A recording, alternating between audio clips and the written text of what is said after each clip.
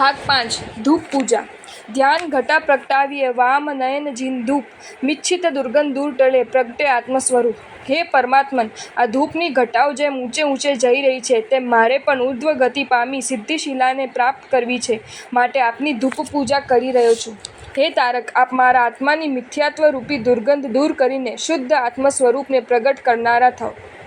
ધૂપ પૂજા સમયની ભાવના। હે પરમાત્મા, આ અંગારા ઉપર ધૂપ બળી રહ્યો છે અને સુગંધી ધૂમ ઘટાઓ ઉપર જઈ રહી છે। હે પરાત્મન, આપની ધૂપ પૂજા કરતાં પણ મારા હૃદયમાં જાણે મિથ્યાત્વ બળીને ખાક થઈ રહ્યું છે અને સમ્યક્ત્વની સુગંધી ધૂમ્ર ઘટાઓ મારા મસ્તકે ફેલાઈ રહી છે એવો અનુભવ થાય છે। હે સ્થિર આત્મન, આપની ધૂપ પૂજા કરતાં મારા અંતરમાં રહેલા અષ્ટકર્મના સમિધો ધ્યાનરૂપી અનલથી બળીને ભસ્મીભૂત થઈ રહ્યા છે અને આત્માનો પ્રદેશે પ્રદેશ સુગંધથી ઉભરાઈ રહ્યો છે।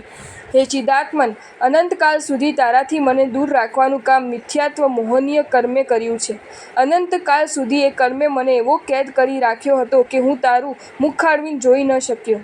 હે શિવાત્મન, તારી પુણ્ય કૃપાના પ્રભાવે મારું એ ગાઢ મિથ્યાત્વ મોડું પડ્યું અને મને તારા પાવન દર્શન સંપ્રાપ્ત થયા। હવે હે પરમાત્મન, મારી અંતરની એક જ પ્રાર્થના છે કે આપ થોડીક વધુ કૃપા કરો અને મારા આત્મામાં શેષ રહેલા મિથ્યાત્વને નામ શેષ કરી નાખો। હે વિશુદ્ધાત્મન, આ ધૂપ પૂજાના પ્રભાવે મારે કશું જ જોઈતું નથી, મારે જોઈએ છે માત્ર મિથ્યાત્વનો સદંતર સર્વથા વિનાશ। હે પવિત્રાત્મન, આપના પ્રભાવે મારી ઈચ્છા પરિપૂર્ણ થઈને જ રહેશે એવો મને ચોક્કસ વિશ્વાસ છે।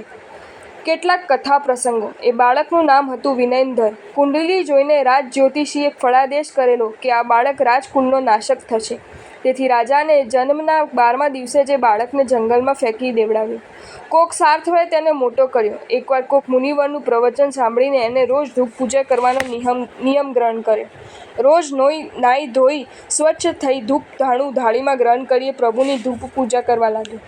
એક દિવસ ધૂપ પૂજા કરતાં કરતાં એને એવો સંકલ્પ કર્યો કે જ્યાં લગી આ ધૂપ ઘટાઓ ચાલુ રહે ત્યાં સુધી કાર્યક્ષક ધ્યાનમાં જ ઊભા રહેવું। એણે કૌશક ચાલુ કર્યો તે જ સમયે એક દેવ દેવી પણ પ્રભુના દર્શને આવ્યા।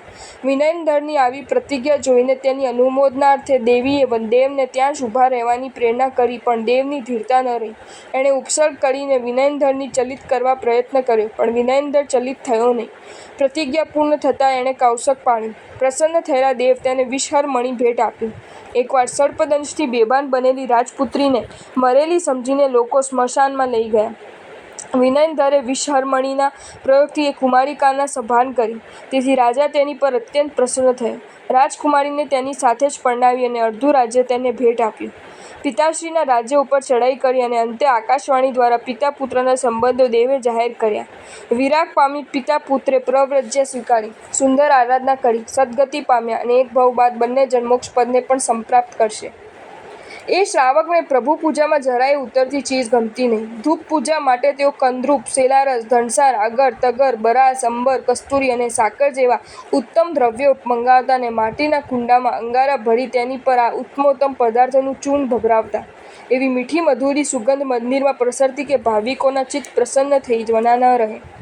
કેટલીક સાવધાની। ધૂપ પૂજા ગભારામાં ન કરતા રંગમંડપમાં પ્રભુની ડાબી બાજુ ઊભા રહીને કરવી। ધૂપ સળીને કેટલાક માણસો છે છેક ભગવાનના નાક પાસે લઈ જવાની ચેષ્ટા કરે છે, એ બરાબર નથી। લાકડાની સળીવાળી અગરબત્તી ધૂપ પૂજામાં વાપરવા યોગ્ય નથી। સળી પર ધૂપ ચોંટાડવા માટે પ્રાણીજ પદાર્થોનો વપરાશ થતો હોય છે, તેમજ ધૂપની સાથે અશુદ્ધ કષ્ટ સળીનો ધુમાડો પણ ભેગો ભળતો હોય છે। પીલાશ કાઢવા એક તીર્થમાં આરસને છોલાવી નાખ્યો, જેના પરિણામે આરસ પર જે લેસ્ટર લાઇટ હતું તે પણ ખલાસ થઈ ગયું।